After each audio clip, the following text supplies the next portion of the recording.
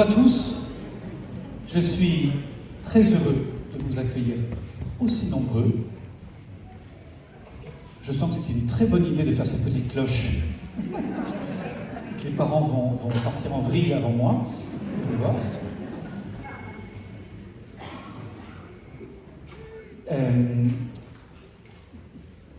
Est-ce que peut-être parmi vous, il y en a qui ont peu l'habitude de venir à la paroisse et qui sont là parce qu'on leur a parlé de cet événement? Je serais content de les accueillir. Si vous pouvez lever la main. Bienvenue, bienvenue, bienvenue. Bienvenue. Agnès, toi tu es là souvent. Toi. Bienvenue à vous. Voilà, je suis très content parce que cet événement, vous voyez, il appartient vraiment à tout le monde. Quand on construit une église, quand on bâtit une église, c'est pour tous. Quand les cloches sonnent, c'est vraiment pour tous. Voilà. Et donc c'est un grand désir que nous portons, paroissiens et prêtres de cette paroisse, vraiment de partager ce beau projet de nouvelle église à chacun, à tous les habitants de Montigny voisins. Et j'encourage et je redis aux paroissiens vraiment que c'est maintenant notre mission, notre priorité, de pouvoir partager à tous la joie et la beauté de ce projet nouvelle église qui se construit. Voilà. Alors, aujourd'hui, on prépare la grande célébration de demain. Demain, vous le savez, notre évêque va venir sur le parvis, les cloches seront sorties, la météo se prévoit comme étant lumineuse, ensoleillée, et donc, à 17h, il va pleuvoir demain matin, mais à 17h, il fera beau, et donc il y aura ce beau rituel de la bénédiction des cloches. Aujourd'hui, on s'était dit que c'était précieux de préparer ça ensemble pour mieux le vivre demain, en accueillant M. et Mme Paccard, qui dirige cette entreprise Paccard, qui est une entreprise familiale, ils vont vous expliquer, qui depuis des générations fabrique les cloches de nos églises en France et dans le monde. Je leur souhaite la bienvenue. Je suis vraiment heureux qu'ils aient pu venir depuis Annecy. Bienvenue aussi à vous, monsieur l'abbé, leur fils prêtre. Et puis, on va les écouter, nous présenter vraiment le fruit de leur travail, fruit magnifique que vous pourrez ensuite, on pourra s'approcher et puis regarder de près ces cloches, ce qu'il y a dessus. Voilà. Moi, je vais juste vous introduire les choses en vous rappelant la vocation de ces cloches. Parce que c'est un événement qui est aussi spirituel. Quand est-ce qu'elles vont sonner, ces cloches? Elles vont sonner à plusieurs occasions. Elles vont sonner d'abord pour nous appeler. Pour nous appeler en nous disant que c'est l'heure de venir à la messe. Il y en a certains d'ailleurs qui attendent que les cloches sonnent pour se mettre en route.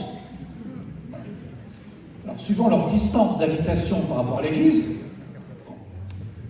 mais remarquez, c'est logique. Les cloches sonnent, s'il est l'heure de se mettre en route pour venir adorer le Seigneur, pour venir célébrer, pour venir assister et vivre le saint sacrifice de la messe. Et ça, c'est la première fonction, la première mission des cloches.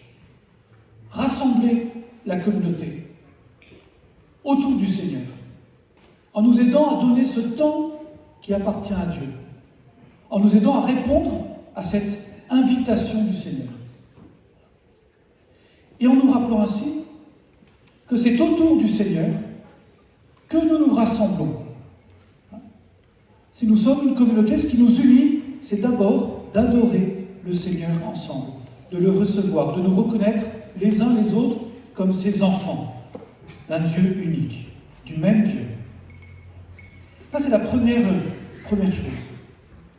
Et donc, ça nous rappelle aussi le fondement de notre unité. Deuxième chose, c'est que les cloches, elles sonnent aussi à l'Angélus. Elles nous aident, au moins 3 fois par jour, à nous arrêter quelques instants pour prendre le temps de prier. Elles nous rappellent, voyez, la place de Dieu dans notre vie concrète. Et c'est très beau de savoir que même si je ne peux pas à ce moment-là aller à l'église, je peux m'unir, m'associer par la prière à tous ceux qui entendent les cloches et se mettent à prier. Autre occasion, eh bien, c'est d'accompagner les joies et les peines de notre vie, de la vie de la communauté. Quand un enfant est baptisé, les cloches se mettent à sonner pour annoncer à toute la ville la joie de ce baptême. Pourquoi? Parce qu'un baptême, c'est une bonne nouvelle pour tous. Il y a un chrétien de plus, l'Église s'agrandit, Dieu est venu dans le cœur, dans l'âme d'un enfant. Et ça, eh bien, il faut que tous puissent se réjouir. Vous voyez, dans l'Église, il n'y a pas de baptême privé, d'obsèques privées, de mariage privé. Tout ce qui est célébré, tout ce qui est vécu est partagé. Les joies et les peines de quelques-uns deviennent les joies et les peines de tous. C'est aussi ça, l'Église. C'est une famille, vous voyez, et on vit au rythme des joies et des peines de chacun. Ça, c'est très précieux.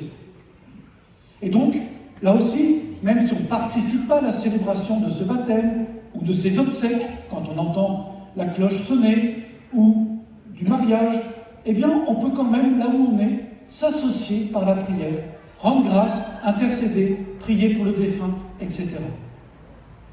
On est une famille, et ces cloches nous le rappellent. Je pense aussi, je le voyais en lisant le rituel de bénédiction, demain vous écouterez bien, les cloches sonnent aussi, c'est vrai, pour marquer les grands événements de notre pays. À plusieurs reprises, rappelez-vous, on a demandé que les cloches sonnent pour marquer, par exemple, au moment des attentats. Toutes les cloches du pays avaient sonné, voyez, en mémoire de ceux qui étaient tombés. Et là aussi, je trouve ça, voyez, précieux. Parfois, à certains moments, souvent d'ailleurs dramatiques de notre histoire, eh bien, les chrétiens s'unissent à la peine des hommes de ce temps par la prière. C'est ce qu'on peut faire. Voilà. Et en même temps, montre qu'ils ne sont pas à côté. Ils vivent les joies et les peines de ceux, de leurs compatriotes de notre pays. Voilà ensuite, enfin, quelques occasions. Ce que ça nous montre en tout cas, c'est que à la fois ces cloches sont au service de la communauté, pour rythmer sa vie, pour l'appeler à la prière. Et en même temps, ces cloches sont au service de tous, parce que quand elles vont sonner, elles ne vont pas sonner que pour les pratiquants. Elles vont sonner pour tous ceux qui habitent autour. Je ne sais pas s'ils en ont conscience, tous ceux qui ont acheté leur appartement autour de l'église, mais ils vont les entendre. Et depuis l'angélus du matin jusqu'à l'angélus du soir. Mais c'est ça qui est beau. En fait, c'est pour montrer que ce qui est célébré est offert pour le salut de tous et que tous y sont conviés. Jamais l'Église, jamais une paroisse ne vit pour elle-même que pour elle-même. Elle porte dans son cœur, elle porte le désir qu'un jour tous puissent se découvrir, invités, conviés, attendus par le Seigneur, désirés par le Seigneur. Moi, j'aimerais que ces cloches sonnent tellement qu'un jour l'Église soit trop petite. Non pas qu'on en construise une deuxième, parce que c'est un peu long quand même, un peu lourd à porter, mais au moins qu'on multiplie les messes. Voilà. C'est ce qu'il faut souhaiter. En tout cas, c'est ce que ces cloches vont nous rappeler, voilà, ce qui est notre mission. Je laisse la parole maintenant à ceux qui les ont fabriquées, en les remerciant encore d'être venus nous partager leur belle mission.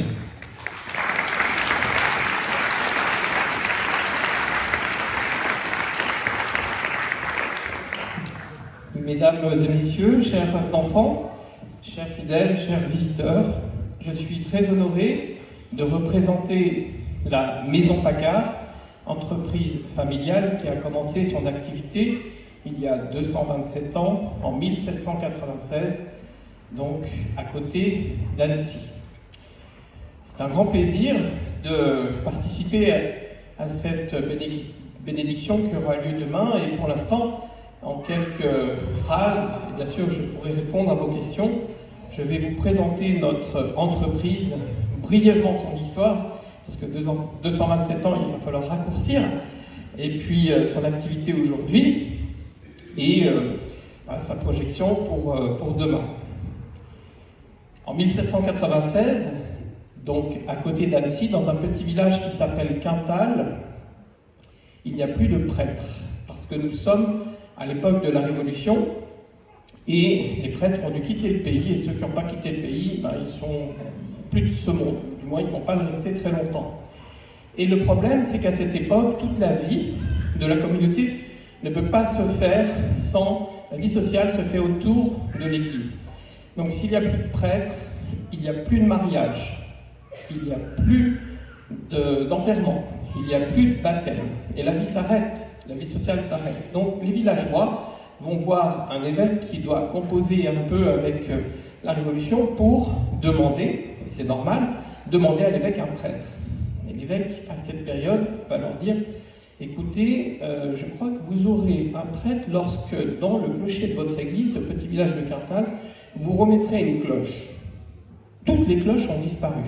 Une grande partie des cloches ont disparu. À la Révolution, elles ont été récupérées soit pour en faire des canons, pour permettre les guerres de la Révolution, soit pour en faire des pièces, et aussi pour faire en sorte qu'elles ne sonnent plus. Alors, à Quintal, le maire du village est sollicité par ses habitants pour, écoute, tu es le maire, essaie de trouver une solution pour faire des cloches. Et à l'époque, les fondeurs de cloches ne sont pas des fondeurs qui sont installés sur des sites, mais ce sont des fondeurs itinérants qui se déplacent et qui viennent. Il va chercher un fondeur à Carouge, qui est un petit village à côté de Genève, et celui-ci dit: oui, je vais venir dans votre village pour fabriquer une cloche pour ce village. Il arrive quelques mois plus tard et il demande à un assistant de l'aider parce qu'il fallait savoir lire et écrire et lui donner un coup de main pour construire le four, les moules, rassembler tous les matériaux, parce qu'il était plus facile autrefois de fabriquer les cloches sur site plutôt que de les fabriquer dans une entreprise et ensuite de les transporter. Gardez à l'esprit que nous n'avions pas de voiture, de camion, etc. C'est plus facile de transporter le fondeur pour faire la cloche plutôt que l'inverse. Et l'assistant à ce fondeur de cloche, eh bien c'était mon ancêtre qui s'appelle Antoine Paccard, et en 1796, il était le maire de ce petit village. Il avait 25 ans, il voulait se marier, mais à cette époque, on ne pouvait pas vivre en couple si on n'était pas marié, ce n'était pas possible. Et donc, il a fabriqué cette première cloche avec un fondeur qui s'appelait Jean-Baptiste Couton. Et cette première cloche, elle sonne toujours aujourd'hui, 227 ans après. Elle a une inscription qui est remarquable, c'est écrit sur la cloche: si je survis à la terreur, je chanterai le bonheur. Voilà, elle a survécu à la terreur, autrement je ne serais pas là. Et aujourd'hui, on a le privilège, et Antoine, tu ne vas pas y couper, de vous présenter notre fils aîné qui s'appelle Antoine aussi, et qui a pris une autre voix, mais qui est aussi remarquable, si tu peux te lever, Antoine, notre fils qui est prêtre aussi.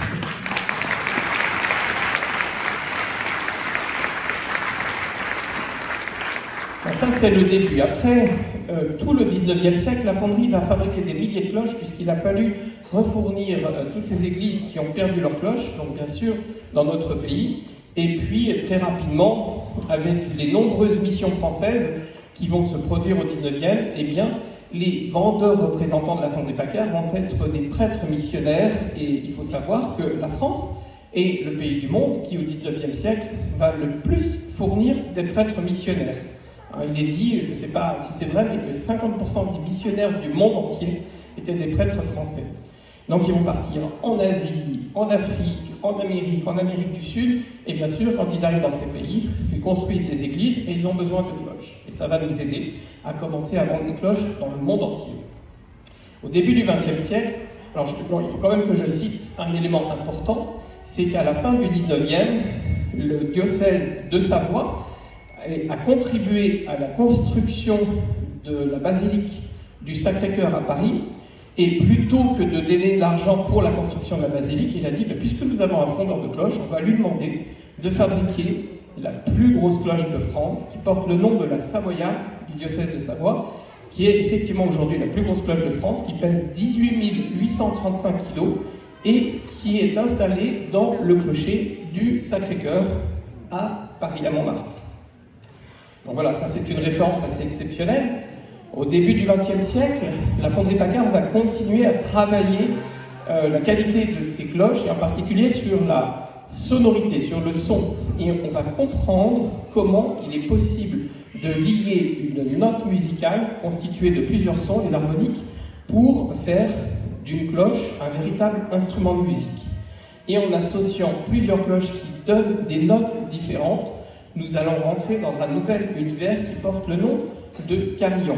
Certains d'entre vous ont vu le film Bienvenue chez les Ch'tis, qui se passe en Picardie. Eh bien, dans ce clocher, il y a un carillon Paccard qui joue, et dans le film, le carillonneur va jouer sur un carillon Paccard. Donc on va fabriquer des ensembles de cloches accordées qui vont aller dans des églises ou bien dans des tours beffrois qui ne sont pas nécessairement religieuses. Donc ce savoir-faire sur les carillons va se développer du début du XXe siècle jusqu'à 1937 pour apprendre complètement comment nous pouvons réaliser des cloches avec les notes parfaitement accordées. Et celle ici, pour la future église en construction, eh bien nous avons une sonnerie de 3 cloches avec la plus grave qui porte le si bémol, la deuxième le do et la troisième le ré. Donc ce qu'on appelle une sonnerie, c'est le début d'une gamme de si bémol majeur, et donc 3 notes qui permettront peut-être pas de faire des mélodies, ce n'est pas un carillon, c'est une sonnerie comme l'a expliqué M. l'abbé, qui est là pour appeler les fidèles, sonner les moments joyeux et tristes de la vie des fidèles. Et un carillon, c'est un ensemble plus important de cloches. Dans les années 1920, il s'est passé un phénomène, c'est que les cloches ont commencé à être électrifiées. Qu'est-ce que ça veut dire? Eh bien, autrefois, toutes les cloches étaient toujours sonnées à la main avec le sacristain ou les enfants qui apprenaient à sonner les cloches en tirant sur la corde pour la faire se balancer. Mais dans les années 20, on a commencé à remplacer les sacristains et les enfants par des moteurs qui ont permis d'entraîner les cloches, des tintements, et on a rendu un peu ces sonneries plus facilement déclenchables avec l'automatisation. Et la Fonderie Paccard est rentrée dans ce métier, et aujourd'hui, nous avons à peu près la moitié de notre personnel d'entreprise qui réalise des installations ou de la maintenance sur les cloches. C'est-à-dire qu'ils travaillent sur les cloches, mais surtout sur les équipements autour des cloches. Donc nous avons élargi notre savoir-faire de fabricants, fondeurs de cloches, facteurs de carillons, là c'est vraiment pour la partie cloche musicale, à installateurs de cloches, c'est-à-dire des personnes qui ont toute cette connaissance. Et puis maintenant on arrive pratiquement au XXe siècle, on a continué à développer ce savoir-faire dans le monde entier, les carillons beaucoup aux États-Unis, carillons manuels, et au début du XXe siècle, on a développé encore des nouveaux projets. On a construit, et on le fait encore aujourd'hui, des sculptures musicales dans lesquelles les cloches deviennent visibles. C'est un peu comme un carillon, mais sauf qu'au lieu de le jouer sur un clavier avec le poing, on va le jouer à la main, comme un pianiste qui peut jouer l'instrument. Donc la Maison Paccard se développe dans le monde entier, et à ce jour, on a réalisé environ 120 000 cloches dans pratiquement plus de 200, presque tous les pays du monde. Chaque année, on a des cloches qui partent dans 20, 30 pays différents, en Asie, aux États-Unis, en Amérique du Sud, en Afrique, et qui vont sur des paroisses, qui vont sur des lieux où ce n'est pas forcément des cloches religieuses, ça peut être des cloches d'appel, ça peut être des carillons, ça peut être des sculptures musicales. Voilà en quelques phrases un résumé de l'entreprise, et peut-être qu'il y a parmi vous des questions. Alors moi j'ai une première question. Il y avait une petite délégation de paroissiens qui est partie assister à la fonte de cloches. Mais pour ceux qui n'étaient pas là, est-ce que vous pourriez redire simplement le processus de fabrication de ces cloches? Et surtout, nous on a vu juste le moment où le métal fondu était versé. On ne sait pas ce qui s'est passé ensuite. Voilà. Alors, pour fabriquer une cloche, c'est un principe qui est très vieux, puisqu'il remonte plus loin que l'histoire. Les enfants, ils remontent à la préhistoire de l'humanité. C'est les premiers principes de fonderie. Pour faire une cloche en fonderie, et c'est vrai pour n'importe quel objet en fonderie, vous devez avoir 2 moules, c'est-à-dire 2 objets, l'un à la forme intérieure de l'objet et l'autre a la forme extérieure. Et si vous mettez ces deux objets l'un au-dessus de l'autre et que vous coulez un métal en fusion, ça peut être du bronze, mais ça peut être de l'acier, du cuivre, vous allez obtenir par fonderie cet objet. Ça, c'est le principe de la fonderie. Alors, avant votre visite, effectivement, nous avons pris le temps de fabriquer les moules de ces cloches. Et pour ceux qui sont allés les voir de près, vous avez pu remarquer que sur l'extérieur, nous avions mis des effigies, des frises, des inscriptions qui viennent témoigner de qui sont les parrains, quelles années elles ont été coulées. Eh bien, ces éléments décoratifs qui viennent embellir la cloche ont été réalisés selon le principe de la cire perdue, c'est-à-dire que sur une fausse cloche qui servait de support, nous avons placé des lettres et des décorations faites dans de la cire d'abeille. Nous avons recouvert toutes ces décorations avec une terre glaise argileuse, nous avons séché ce moule, nous avons séché un petit peu plus fort, la cire d'abeille a fondu, elle s'est écoulée verticalement et elle a laissé en creux et à l'envers les inscriptions et les décorations. Puis dans le même temps, on a fabriqué le moule intérieur de la cloche, on a mis les deux moules l'un au-dessus de l'autre. Et lorsque vous êtes venu, vous avez assisté à cet événement extraordinaire que l'on appelle la coulée de la cloche. Il y a même eu, à ce moment-là, M. l'abbé a pu faire une petite bénédiction, une bénédiction du métal, déjà pour protéger pour donner, conférer à ce métal déjà certaines qualités spirituelles. Et les cloches sont faites en bronze. Alors le bronze, c'est un alliage. Les enfants, un alliage, c'est un mélange. C'est-à-dire qu'il y a deux métaux. Il y a un métal qui s'appelle le cuivre. Le cuivre, c'est un métal qui a une couleur rouge. Et un autre métal qui s'appelle l'étain, qui a une couleur blanche. Et le mélange de ces deux métaux va donner le bronze. Et le bronze de cloche est un bronze qui est très riche en étain. Il y a 22% d'étain pour 78% de cuivre. Par exemple, si vous prenez des statues à Paris, si vous prenez des objets fabriqués en bronze qui ne sont pas des cloches, le pourcentage d'étain est de 8 à 10%. Donc les cloches sont très riches en étain. Le mélange de l'étain avec le cuivre va conférer à ce bronze une résistance, une dureté, qui lorsqu'on va frapper la cloche, elle va sonner très bien. On ne fait pas les cloches en fer, on peut faire des cloches en fer, mais leurs sonorités seront moins bonnes. Alors ce qui s'est passé après la coulée de la cloche, c'est que nous avons nettoyé, parce que quand le métal en fusion rentre dans le moule et qu'il sèche, après quelques jours on peut casser le moule. Les cloches, on est obligé à chaque fois de casser le moule, on ne peut pas récupérer le moule. Eh bien, après cette opération, nous allons accorder la cloche, c'est-à-dire qu'on va la mettre à l'envers et on va la mettre sur une machine, la faire tourner et venir retoucher à l'intérieur de la cloche des petites zones pour modifier sa forme. Et en modifiant la forme de la cloche, pour des cloches qui ont été conçues et pensées pour être modifiées, nous pouvons accorder la note de la cloche. Alors une cloche, elle donne une note principale, je vous indique ici la plus grosse portée de si bémol, le do et le ré, mais en fait une note, c'est la composition de plusieurs sons, on appelle ça des harmoniques, plusieurs sons harmoniques qui sont mélangés entre eux, et à la Maison Paccard, nous accordons 5 harmoniques pour chaque cloche, et on fait en sorte que chacune des harmoniques fasse que les cloches sonnent bien ensemble. Donc ça, c'était un travail important qui a été réalisé quelques semaines après la coulée des cloches.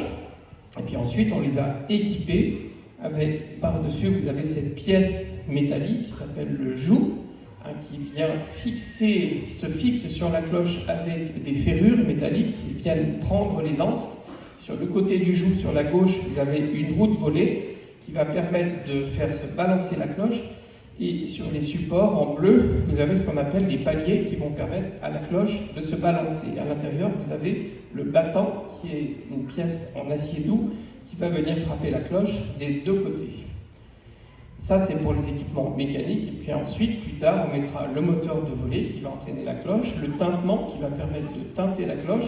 Ça, c'est intéressant parce que le tintement, par rapport à ce que disait M. l'abbé, va permettre, par exemple, de sonner l'angélus. L'angélus, c'est 3 coups, trois coups teintés sur une note, sur une cloche.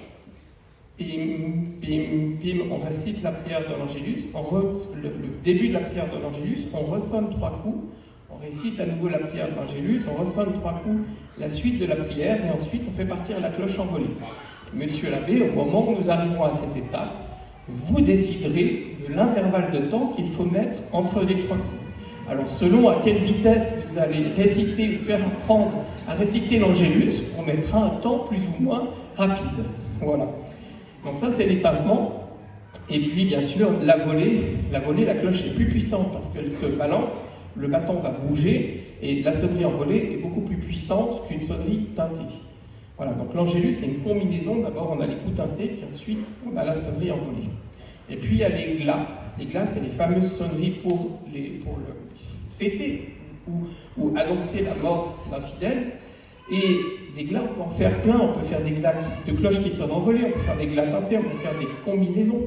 Et un jour, j'aime bien raconter cette histoire, j'ai un prêtre parisien, il n'est plus de ce monde, et il commandait des cloches pour pas pour une église sur Paris, mais pour le sud de la France, et il me demande, Monsieur Paccard, j'aimerais bien un glas, je vais vous le décrire. Est-ce que je peux avoir la plus grosse des cloches qui teinte très lentement, un coup, 7 secondes, un coup, je voudrais 7 ou 8 coups comme ça, et puis après, le dernier coup, je voudrais teinter sur la plus petite, et je voudrais recommencer ça à plusieurs reprises.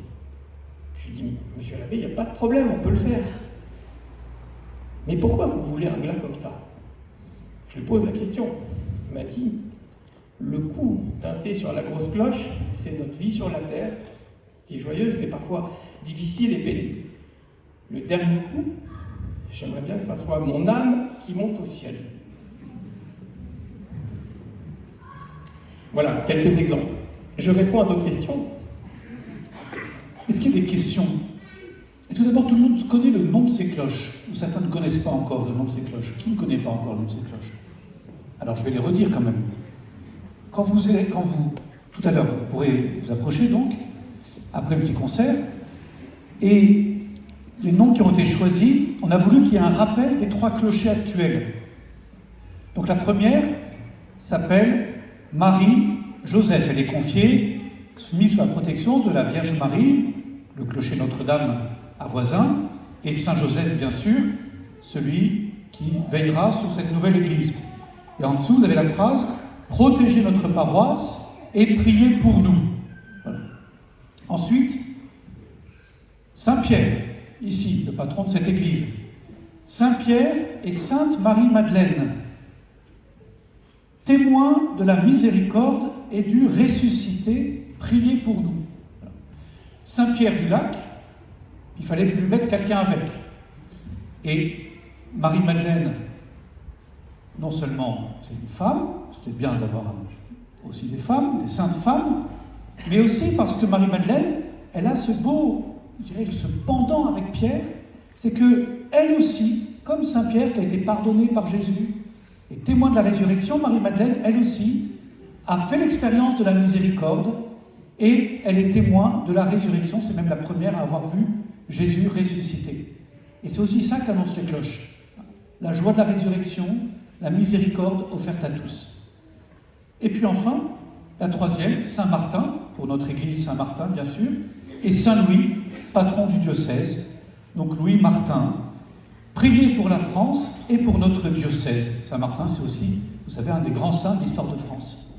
Voilà alors, donc il y a les effigies de ces 6 figures-là, de ces 6 saints qui nous sont précieux. Et puis, on a ajouté aussi la petite frise.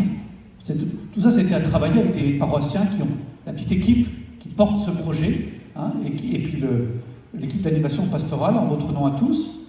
Il y a des petites frises différentes, vous verrez, si vous approchez bien, vous verrez, et qui portent les symboles de la foi, de l'espérance et de la charité. Voilà. Tout ça est pensé, vous avez vu. Est-ce que vous avez des questions pour M. Paccard? Oui, pardon. Oui, monsieur. Quel est le poids? Alors, le si bémol, alors j'ai pas retenu exactement les poids pesés, mais le poids, ah oui, c'est une très excellente question, parce que lorsque nous fabriquons une cloche, nous savons déjà à l'avance quelle note musicale elle donnera et quel poids théorique elle va donner. Alors, le si bémol, c'est une cloche qui fait 330 kg, Le poids peut varier légèrement en fonction un peu de sa fabrication et de l'accordage qui a été réalisé. Le Do est une cloche qui fait 275 kg et le Ré est une cloche qui fait 240 kg. Une autre question à côté, je crois. Oui, parce que vous parliez de sonnerie électrique, je crois. Oui. Dans ce cas, c'est toujours le battant qui tape à l'intérieur ou c'est autre chose? Alors, la sonnerie envolée, c'est le battant, et le battant va frapper de part et d'autre en fonction du déplacement de la cloche. Comme la cloche, elle est équilibrée sur son joug, hein, elle va se balancer avec une vitesse qui est différente pour chaque cloche, puisque l'équilibrage change. On aura donc une très belle sonnerie quand vous allez faire sonner les 3 cloches en même temps. Comme elles vont se désynchroniser, vous n'entendrez pas toujours quelque chose de très... Non, on est différents dans l'église tous, et on a cette richesse, et les cloches, c'est la même chose, elles vont apporter un peu cette richesse. Ça, c'est la sonnerie envolée. Mais quand vous avez le marteau de tintement, qui lui va être placé sur le côté, puisqu'il ne doit pas être dans le placement de la cloche, le marteau de tintement, lui, c'est un marteau électrique qui vient teinter la cloche sur le côté, sur un point de frappe extérieur, mais à peu près le similaire du point de frappe intérieur de la cloche, et qui va apporter les sonneries teintées.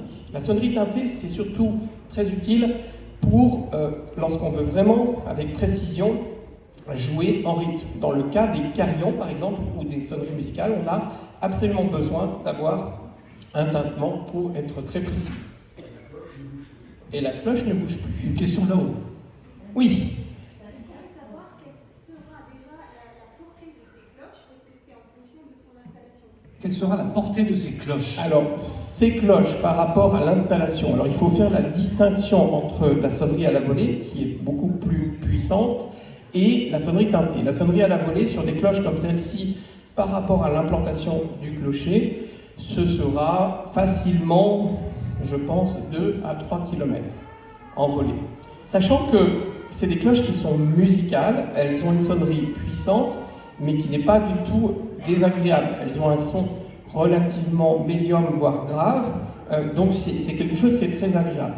La cloche teintée est beaucoup moins puissante. La cloche teintée, on va l'entendre dans un rayon de 300 à 400 mètres environ. Et puis, il y a une bonne remarque, le vent a un effet important. Si, je ne sais pas quelle est l'orientation du vent sur cette église Saint-Joseph le Bienveillant, mais il est évident que si le vent va dans une direction, le son des cloches envolées sera porté à une plus grande distance. Juste pour vous donner une idée, lorsque la Savoyarde, la plus grosse cloche de France, a été installée au début du XXe siècle à Montmartre, il y a des témoignages de prêtres qui étaient... Donc elle est installée sur le clocher donc à côté de Montmartre, enfin à côté de l'église, et le clocher est déjà donc, en haut sur la colline.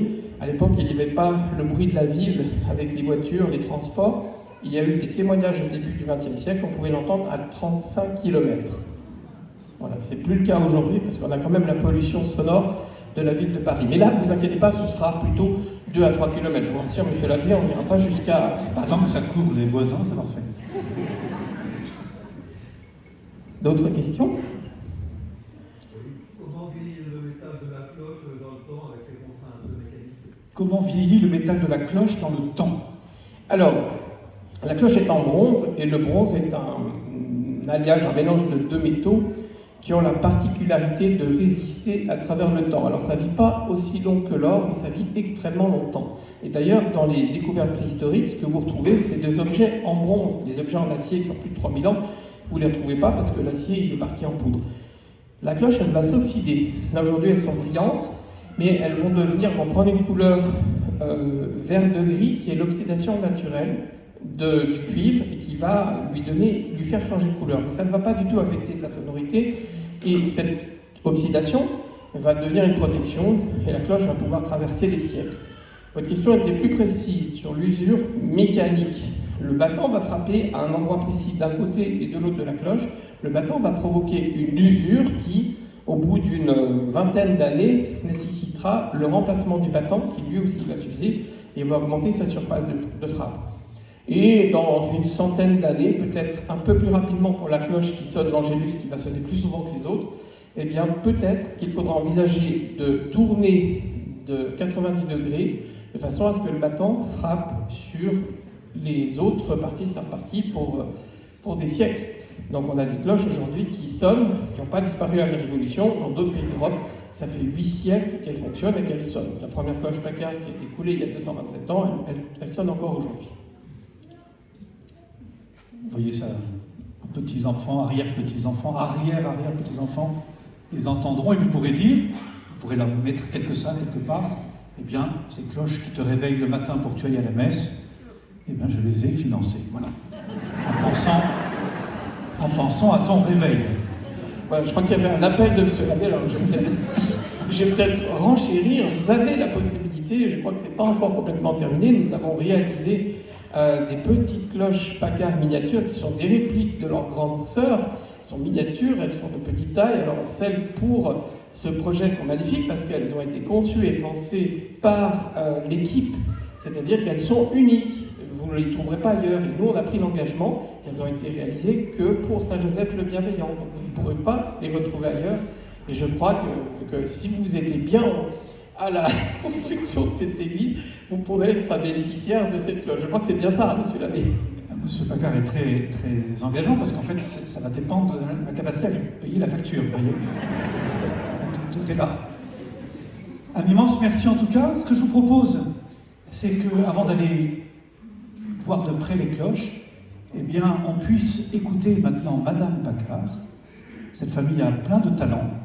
Non seulement elle fabrique des cloches, mais Madame Paccard a aussi ses dons du bon Dieu, a reçu ses dons du bon Dieu de savoir chanter avec le son des cloches. Voilà, elle va vous expliquer comment et pourquoi elle va vous partager tel ou tel chant. Voilà, il se trouve qu'il y a quelques années en arrière, eh bien, je suis tombée amoureuse d'un fondeur de cloches. Et à l'époque, déjà, j'étais chanteuse. Si on m'avait dit quand j'étais plus jeune que je chanterais avec des cloches, je ne sais pas comment je l'aurais pris, mais aujourd'hui, c'est une de mes plus grandes fiertés. Mais après, quand même, celle d'avoir fourni à la fonderie Paccard et à la famille Paccard la 8e génération de fondeurs de cloches, puisqu'avec mon époux, nous avons la chance d'avoir 5 garçons, dont Antoine est l'aîné, qui constitue donc la 8e génération de fondeurs de cloches Paccard ininterrompus de père en fils depuis 1796. Alors certes, monsieur l'abbé ne va pas fabriquer des cloches, mais je suis sûre qu'en bon fils dévoué, il donnera du travail à ses parents. Alors, ma spécialité, effectivement, c'est devenu de chanter avec les cloches, parce que c'est un bon moyen de montrer à quel point les cloches sont un instrument de musique. Je vous propose quelques extraits du répertoire. Ça va de la chanson au chant sacré, en passant par un petit peu, une musique de variété, mais que vous allez voir est assez spirituelle. Et pour commencer, il y a une chanson qui s'impose quand on parle de cloches, évidemment. Ce sont les 3 cloches. Et j'aime beaucoup cette chanson parce que les enfants, vous écouterez bien les paroles. C'est une chanson qui résume à elle toute seule la vocation des cloches, qui est d'accompagner la vie des hommes de leur naissance jusqu'à leur mort. Village au fond de la vallée, comme égaré, presque ignoré, voici quand la nuit étoilée, un nouveau-né nous est donné. Jean-François Nico, il se nomme, il est joufflu, tendre et rosé. À l'église, beau petit homme, demain tu seras baptisé. Une cloche sonne, sa voix d'écho en écho. Dites au monde qui s'étonne, c'est pour Jean-François Nico. C'est pour accueillir une fleur qui s'ouvre un jour. À peine une flamme, encore faible, qui réclame protection, tendresse, amour. Village au fond de la vallée, loin des chemins, loin des humains. Voici qu'après 19 années, que rendez-moi le Jean-François prend pour femme la douce Élise,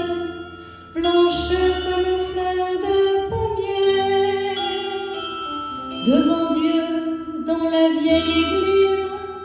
Ce jour ils se sont mariés. Toutes les cloches sonnent, leur voix d'écho en écho, merveilleusement couronne la noce à François Nico. Un seul cœur, une seule âme, dit le prêtre, et pour toujours. Soyez une pure flamme qui s'élève et qui proclame la grandeur de votre amour. Village au fond de la vallée, des jours, des nuits, le temps fuit. Voici quand la nuit étoilée, un cœur s'endort, François est mort. Car toute chair est comme l'herbe, elle est comme les fleurs des champs. Épis, fruits mûrs, bouquets et gerbes, hélas, tout va se desséchant. Une cloche sonne, sa voix d'écho en écho, lancinante et monotone, elle redit au vivant: ne tremblez pas, cœur fidèle, Dieu vous fera signe un jour. Vous trouverez sous son aile, avec la vie éternelle, l'éternité de l'amour.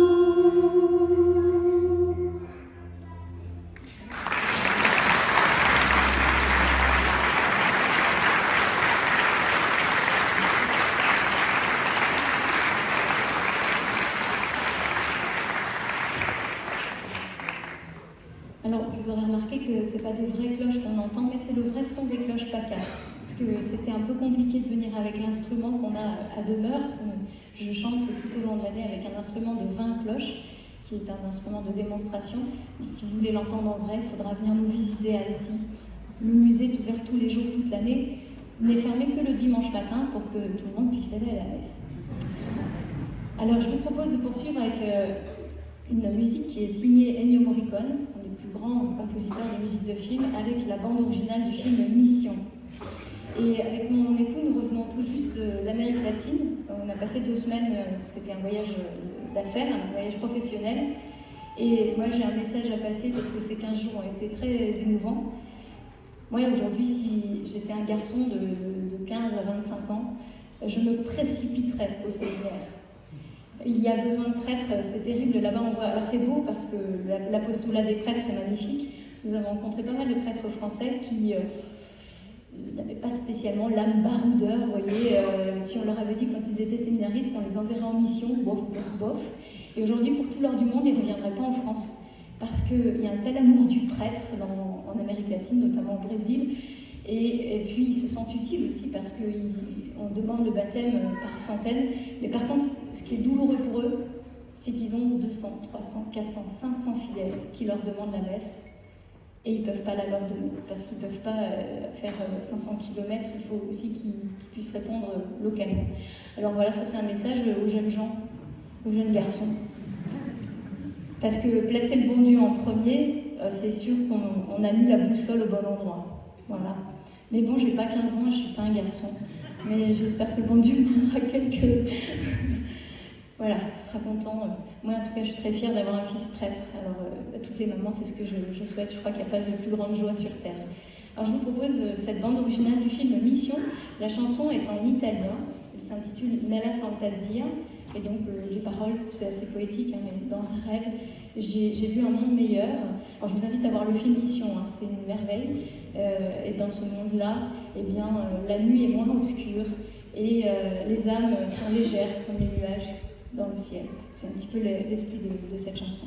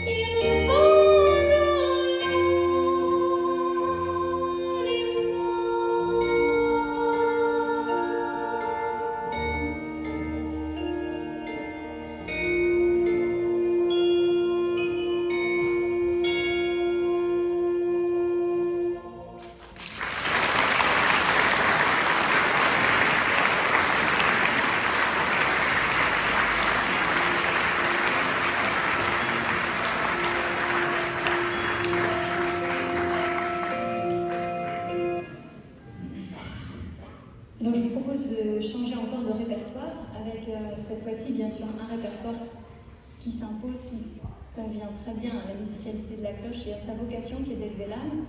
C'est le répertoire de chants sacrés et comme nous sommes en carême, je vous propose 2 extraits du Stabat Mater de Pergolèse, qui est une des plus belles pièces du répertoire et qui est aussi une pièce qui se prête particulièrement bien à être interprétée avec des cloches.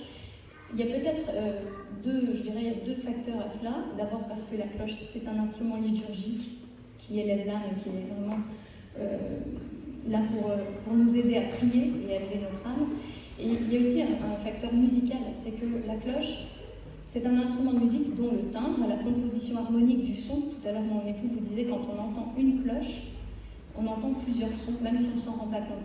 Plusieurs sons, ces harmoniques se mélangent pour donner à l'oreille la sensation d'une note au pouls. Ce qu'on appelle la note au pouls, c'est la sensation, la note ressentie par l'oreille.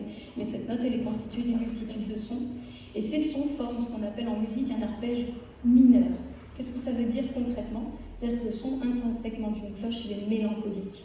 Alors le répertoire mineur, ça se prête aussi particulièrement bien à être interprété sur les cloches. Stabat Mater, c'est une pièce qui raconte la douleur de la Vierge qui accompagne son fils dans son chemin de croix. Et Stabat Mater, c'est-à-dire la mère de douleur, se tenait debout devant la croix, devant son fils pendu à la croix.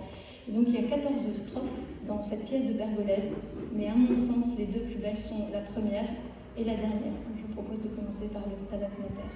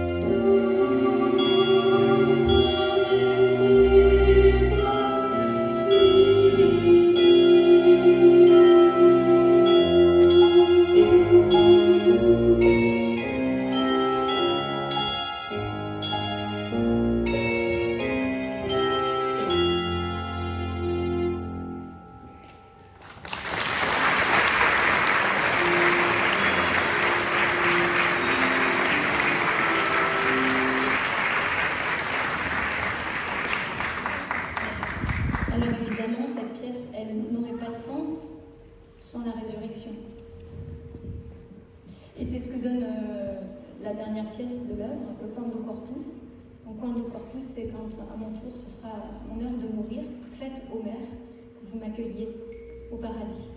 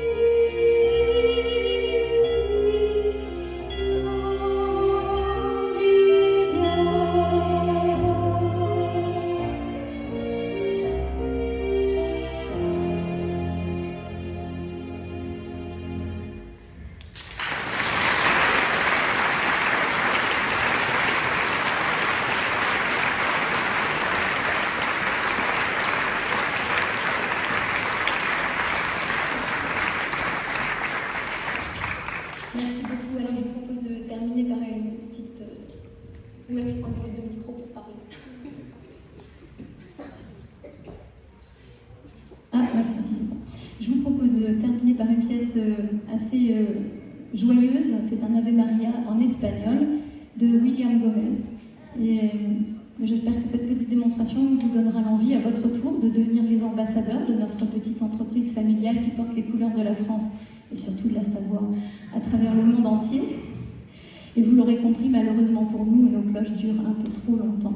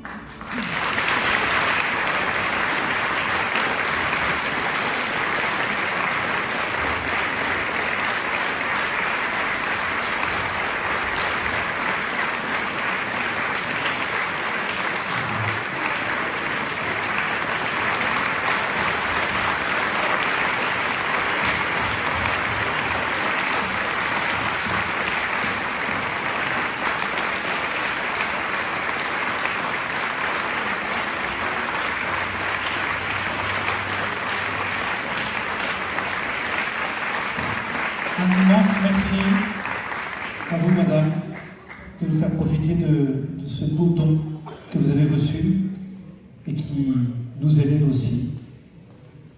2 annonces, et puis on terminera ensemble en confiant justement à la Sainte Vierge à votre famille et votre entreprise, tous ceux qui y travaillent et tous ceux qui ont participé à la fabrication de ces cloches. Vous les entendrez demain, puisque pendant le rituel de la bénédiction, eh bien, à un moment donné, on les entend. Voilà. Elles fonctionnent pour la première fois. Donc venez nombreux demain à 17h sur le parvis. On mettra des bancs dehors pour les personnes âgées pour qu'elles puissent s'asseoir. Ça sera un peu comme la première pierre, ça ne dure pas très longtemps, une demi-heure. Mais les autres pourront vivre ça. Il y aura la place pour tout le monde. Et notre évêque sera heureux de vous voir aussi nombreux. Et encore plus, n'hésitez pas à inviter largement autour de vous vos voisins, vos amis, parce que c'est une célébration qui est rare et qui est belle. Et puis, à l'extérieur, vous avez encore la possibilité d'acheter ces cloches et puis de faire des dons, si vous voulez, sur le parvis. Vous avez aussi la possibilité, jusqu'à 18h25, puisqu'à 18h30, il y a la messe, eh bien de pouvoir aller voir de près ces cloches. Et je crois que je n'ai rien oublié. Je regarde mes chers collaborateurs quelque part par là. Et l'exposition, merci Anaïs.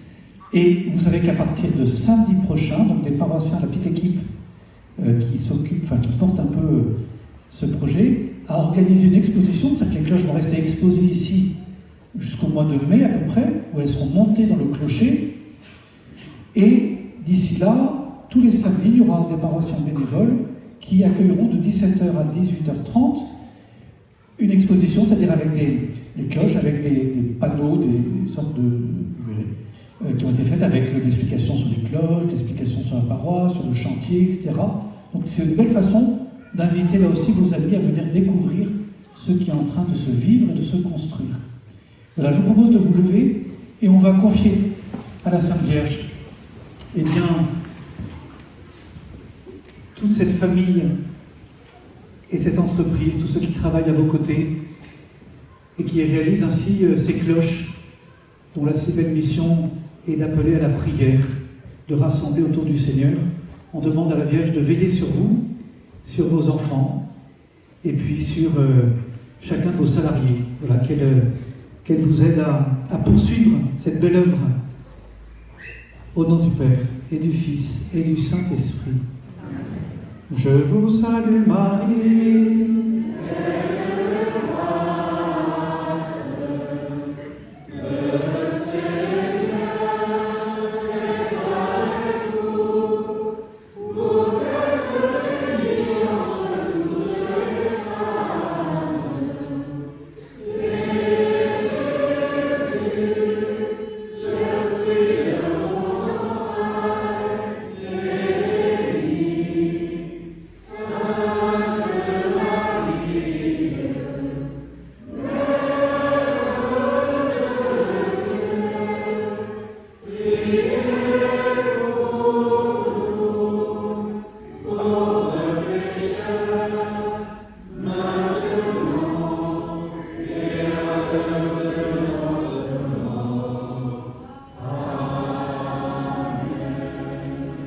Ô Marie conçue sans péché,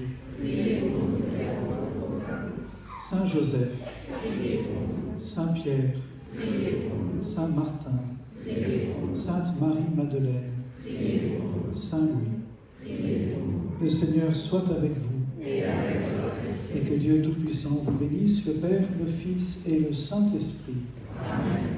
Un grand merci à tous ceux qui ont aidé à l'organisation. Encore merci à la famille Paccard d'être venue. Je vous souhaite une belle soirée et faites connaître ce beau projet à tous. Il est pour tous. Merci beaucoup.